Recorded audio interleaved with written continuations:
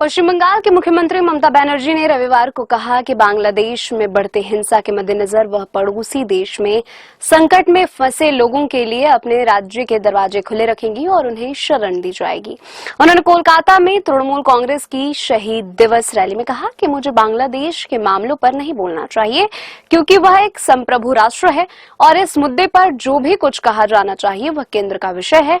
लेकिन मैं आपको यह बता सकती हूँ कि यदि संकट में फंसे लोग बंगाल के दरवाजा खटखटाएंगे तो हम उन्हें शरण जरूर देंगे। बनर्जी ने कहा कि ऐसा इसलिए है क्योंकि अशांत क्षेत्रों के आसपास के क्षेत्रों में शरणार्थियों को समायोजित करने के लिए संयुक्त राष्ट्र का एक संकल्प है। उन्होंने बंगाल के उन निवासियों को हर संभव सहयोग का आश्वासन दिया जो उनके रिश्तेदार अंतर्राष्ट्रीय सीमा के पूर्व की ओर रह रही हिंसा के कारण फंस गए हैं। उन्होंने उन बांग्लादेशियों को भी सहायता प्रदान करने की बात कही जो बंगाल आए थे लेकिन घर लौटने में कठिनाइयों का सामना कर रहे हैं।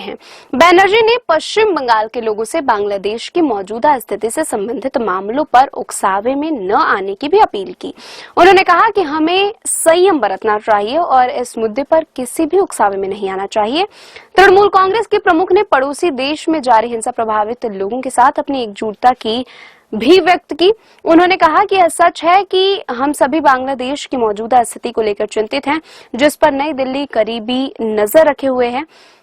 हमारी मुख्यमंत्री को देश की विदेश नीति से जुड़े मामलों पर केंद्र से परामर्श लिए बिना अपनी राय नहीं देनी चाहिए। बांग्लादेश में सरकारी नौकरियों में आरक्षण व्यवस्था में सुधार की मांग को लेकर कई दिन से प्रदर्शन हो रहे हैं और हालात बिगड़ने पर शनिवार को पूरे देश में कर्फ्यू लगा दिया गया। सैन्य बलों ने राष्ट्रीय राजधानी ढाका के विभिन्न हिस्सों में गश्त की। प्रदर्शनकारी बांग्लादेश के मुक्ति संग्राम में लड़ने वाले पूर्व सैनिकों के रिश्तेदारों को सरकारी नौकरियों में 30% का आरक्षण दिए जाने की प्रणाली को समाप्त करने की मांग कर रहे हैं।